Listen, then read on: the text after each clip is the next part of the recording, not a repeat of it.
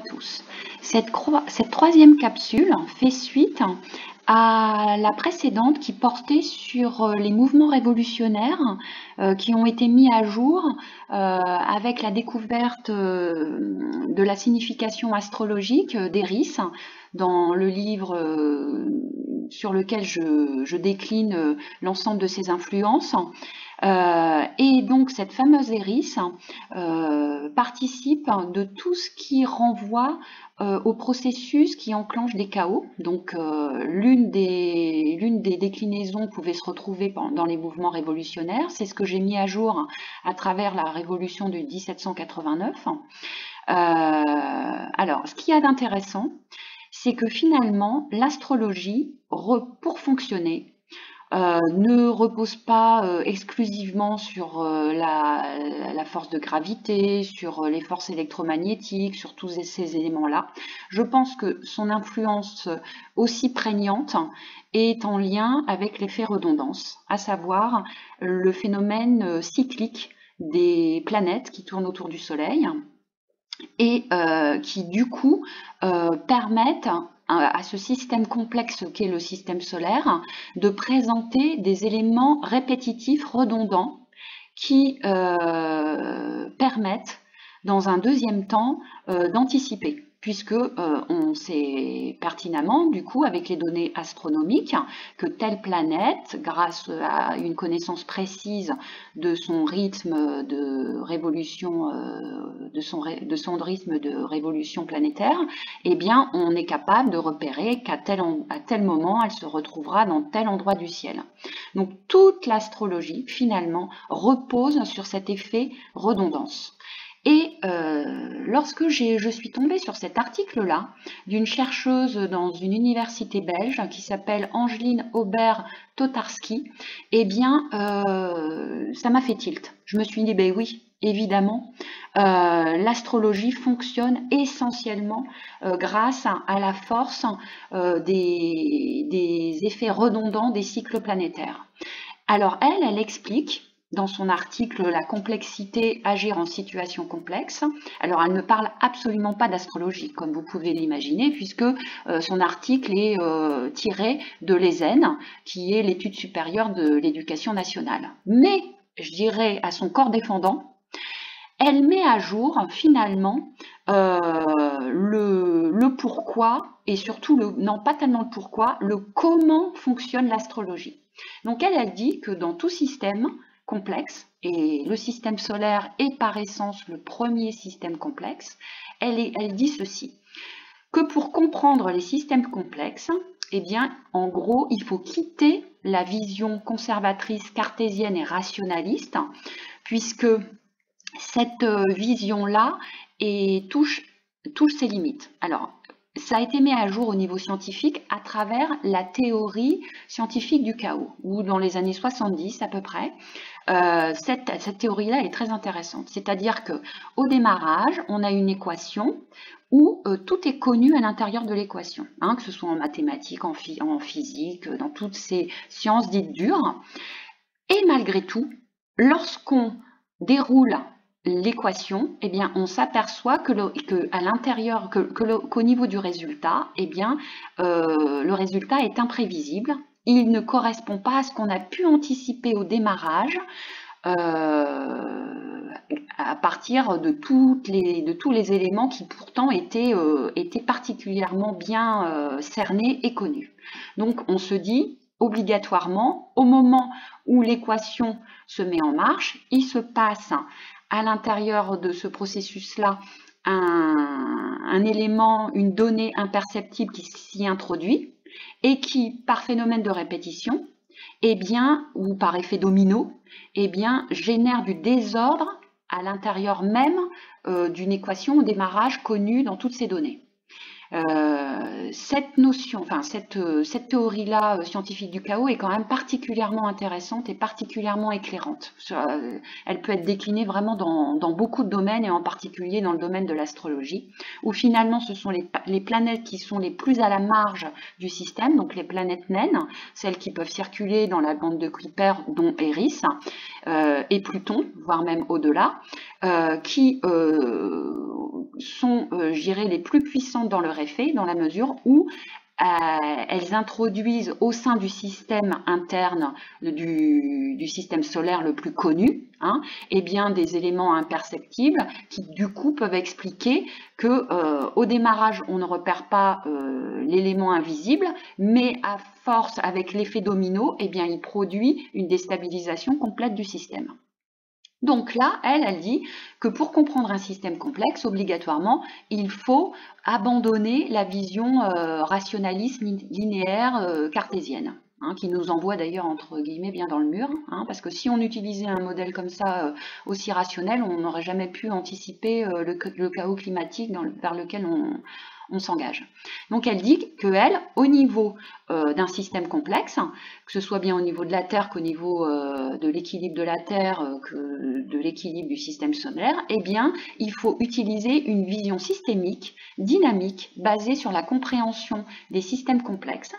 Et pour arriver finalement à être dans l'anticipation et pour comprendre l'aspect imprévisible de tous les systèmes complexes, eh bien, il y a une clé. La clé, c'est la notion de redondance. Et du coup, nous, transposés en astrologie, eh bien, il s'agit des cycles planétaires qui sont répétitifs et qu'on connaît dans le détail grâce aux données astronomiques. Alors ça, c'est vraiment intéressant. Regardez ce qu'elle dit. Donc la compréhension de la complexité passe par la notion de redondance qui caractérise les relations entre les éléments, en montrant qu'on peut repérer un certain nombre de redondances, de configurations répétitives qui permet de limiter le nombre de configurations des éléments d'un système. C'est-à-dire que dans la mesure où un système global est extrêmement complexe, du coup, pour arriver à mettre de l'ordre là-dedans, il faut surtout s'attarder sur les éléments redondants, ceux qui reviennent de façon répétitive.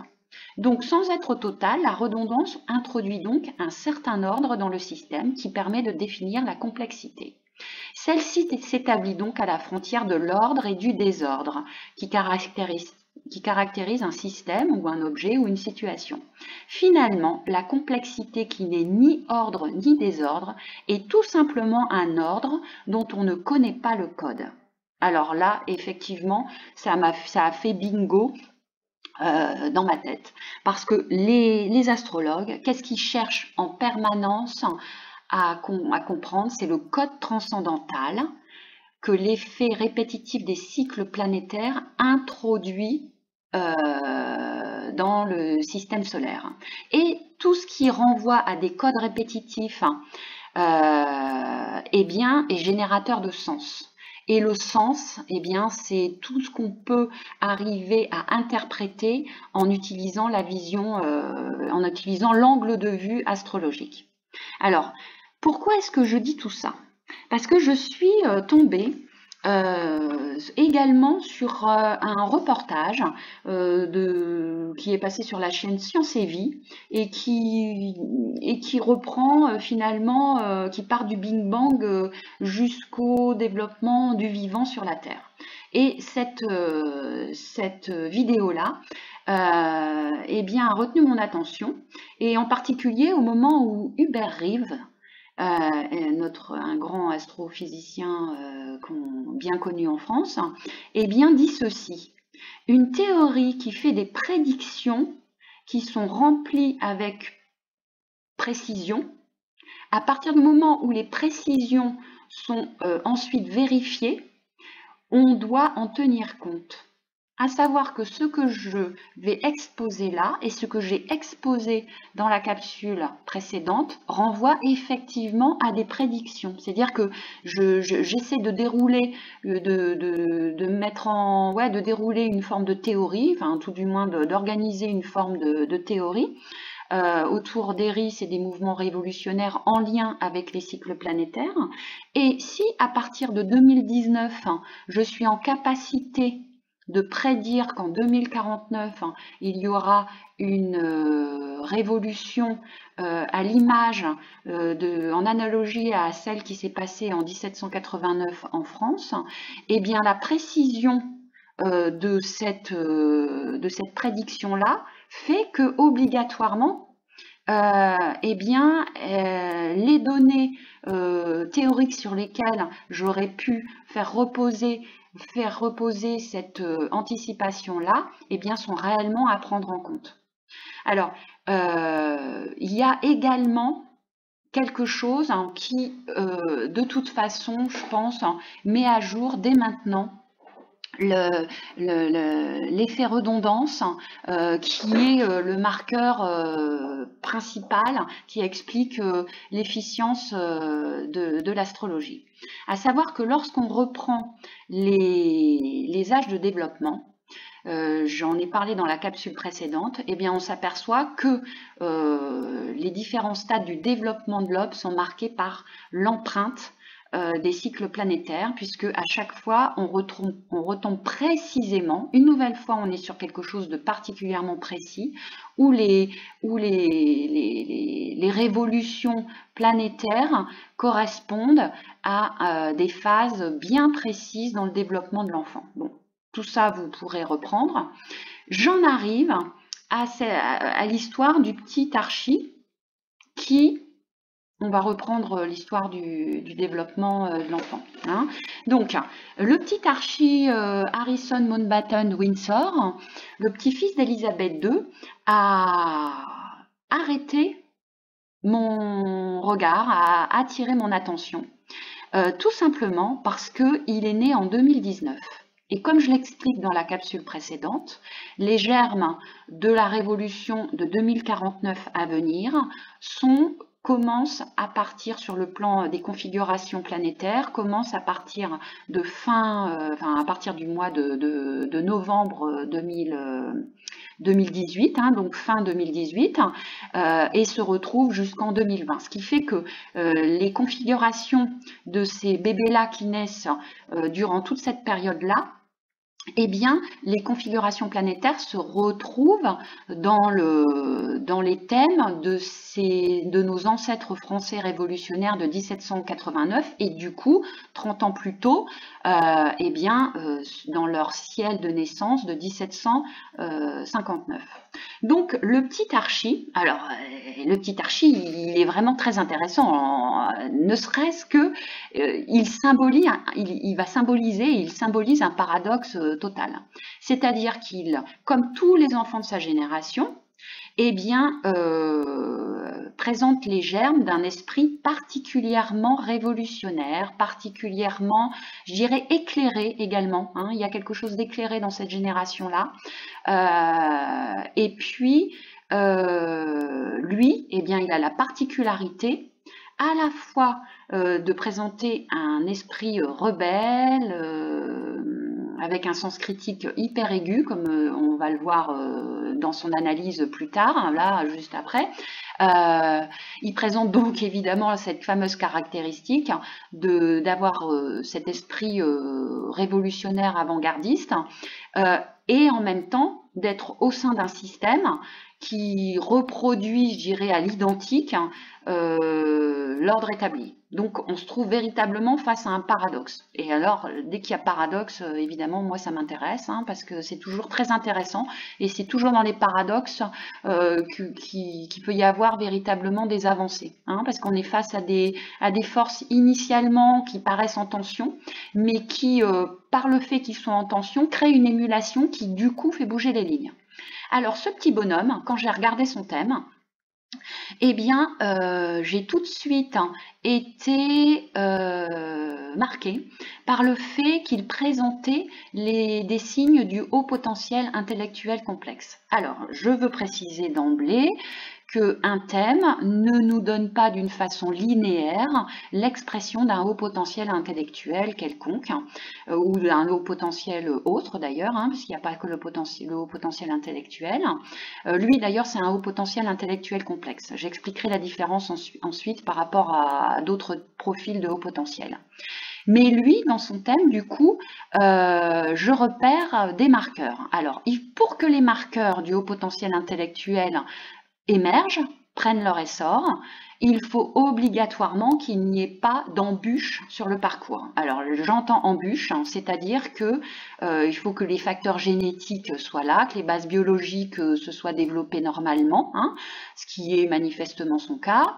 On n'est pas face à quelque chose au niveau chromosomique qui a déraillé au moment du développement intra-utérin.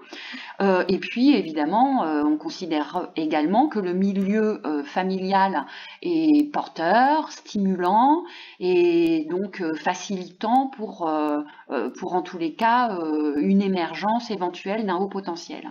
On n'est pas sur un environnement toxique, carencé éducativement ou carencé affectivement qui aurait pu éventuellement faire barrage à l'essor intellectuel en question. Alors moi, mes marqueurs, ce que j'ai remarqué, ça fera l'objet d'un prochain livre d'ailleurs, ce que j'ai remarqué, c'est que pour qu'il y ait émergence, en tous les cas, au niveau fréquence, j'ai remarqué que l'émergence du haut potentiel intellectuel eh bien, était souvent reliée à un mercure chauffé à blanc dès le premier mois de naissance. Alors, je reprends le développement de l'enfant. Alors, au niveau du développement de l'enfant, le premier mois de naissance eh bien, correspond finalement à une indifférenciation des perceptions, c'est-à-dire que les récepteurs sensoriels ne sont pas différenciés. Hein. L'information, quand elle passe par le visuel, eh bien, c'est également les circuits perceptifs du goût, par exemple, qui se mettent en route. Et on voit aussi au moment du premier mois de naissance tous les réflexes archaïques qui sont présents, hein, et puis le fameux sourire aux anges, voilà. Mais chez nos bébés futurs au potentiel complexe, eh bien, on a déjà les premiers signaux du stade suivant. C'est-à-dire que eux, eh bien, ils sont déjà en aptitude de fixer du regard et de regarder, d'avoir un contact regard-regard. Ils n'ont pas le regard un peu dans le vague des bébés ordinaires. Eux, déjà, ils ont le regard un peu perçant, même un peu beaucoup perçant. On sent qu'ils sont en quête de sens, ils sont en quête de signaux pour leur permettre de comprendre ce qui se passe dans leur environnement. Hein. Et du coup, ils manifestent déjà les premiers signaux d'une communication non verbale qui normalement émerge seulement quelques mois plus tard. Ce qui fait qu'à chaque fois, ils ont toujours, je dirais, un stade ou une case d'avance. Hein, au moment où les autres commencent seulement à fixer et à développer et à explorer leur environnement, hein, voilà, eh bien, et à pouvoir effectivement rentrer dans une communication non verbale avec le partenaire, et bien les autres, eux, nos petits hauts potentiels complexes, eux, ils sont déjà en aptitude de développer des attachements, d'être dans une activité intentionnelle, c'est-à-dire qu'en fréquence, leur attitude signale beaucoup plus de mouvements, d'intentionnalité qui signale qu'il y a une volonté soit de communiquer, soit de faire comprendre à l'interlocuteur les intentions qu'ils ont. Alors ensuite, normalement ça, du coup, se développe aux alentours d'un an. Et eux, ils ont déjà une fréquence comme ça de signaux d'intentionnalité et de communication non verbale beaucoup plus élevée sur le stade d'avant, entre jusqu'à 7 mois et demi. Hein. Donc, ce qui fait que eux, au moment où se développe comment dire, les imitations, tout ce qui renvoie à l'identification, comment est-ce qu'on appelle ça, voilà, au stade du miroir, à l'identité, enfin bon voilà quoi, on est là-dessus, hein, c'est-à-dire que l'enfant se construit une identité, une image, hein, d'où l'histoire du stade du miroir, eh bien eux, ils sont déjà au stade suivant, c'est-à-dire qu'ils savent déjà marcher souvent, hein, autour d'un an, voire un peu avant un an, très souvent vers 10 mois, eh bien ils trottinent, ils explorent l'environnement, alors que ça, normalement, eh bien c'est vu, ça se développe au moment du stade sensorimoteur. Donc au stade sensorimoteur, eux, ils ont encore un train d'avance. Comme ils ont déjà bien exploré, bien interagi sur leur environnement, bien comment je pourrais dire, éprouver les objets, éprouver tout ce qui les entoure, et compris du coup lorsqu'ils interagissaient ce que ça produisait dans leur corps et comme effet sur l'environnement, et ben du coup eux ils sont déjà au moment du stade sensorimoteur sur le langage. Donc, ils sautent le stade en général du mot phrase et ils sont déjà en capacité de produire des phrases complexes. Ensuite, au moment où les autres développent le langage, au stade jupitérien, qui correspond aux codes sociaux d'un point de vue général et à tout ce qui renvoie aux règles du collectif et du vivre ensemble, eh bien, nos petits hauts potentiels, eux, ils prennent absolument pas du tout pour argent comptant ce qu'on leur donne comme ordre, ce qu'on leur édicte comme règle établie.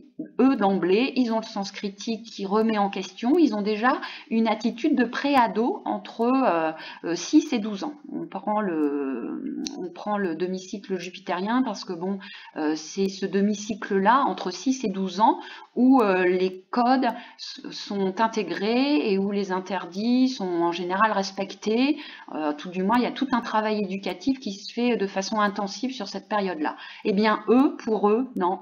Ce qui paraît établi et accepté par leurs petits copains du même âge, eh bien, eux, d'emblée, ils remettent en question, ils questionnent, ils veulent, je dirais, approfondir, aller plus loin, se questionner sur les évidences de bon sens et sur ce qu'on leur indique comme étant quelque chose d'intégré et d'accepté par tout le monde. Et ben pour eux, non, c'est pas du tout accepté. Ce qui fait qu'ils sont déjà en capacité de se questionner et de se questionner sur des questions métaphysiques, d'où l'intérêt de ces enfants-là pour tout ce qui renvoie aux origines de la vie, le système solaire, les fameux dinosaures, bref, tous ces thèmes-là métaphysiques qui les travaillent particulièrement, hein. Ce qui fait qu'au stade hypothético-déductif, eh bien eux, ils sont déjà au stade suivant, c'est-à-dire qu'ils ont dépassé, je dirais, le stade d'être sur des questionnements métaphysiques et d'entrevoir qu'il peut exister quelque chose en dehors de leur présent. Eux, ils ont déjà exploré tous les autres possibles et ils sont sur un besoin de maîtrise, un besoin d'autonomie de pensée, d'indépendance également, avec souvent un sens éthique et des valeurs d'engagement qui sont forts.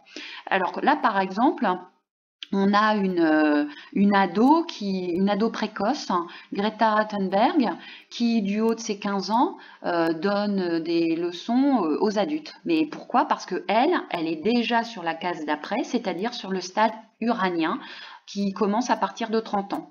Donc du haut de ses 15 ans, eh bien portée par, je dirais, ses convictions intérieures, son éthique et ses valeurs de mission, d'engagement, elle se sent suffisamment équipée, hein, pour pouvoir, je dirais, éclairer le monde des adultes. Voilà, bon, ce qui n'est pas toujours très très bien pris évidemment du côté des politiques, surtout lorsque elle est capable comme ça de faire leader d'influence d'un point de vue mondial, puisque là on est vraiment dans le contre-pouvoir et là pour les politiques ça devient extrêmement inquiétant. Ensuite,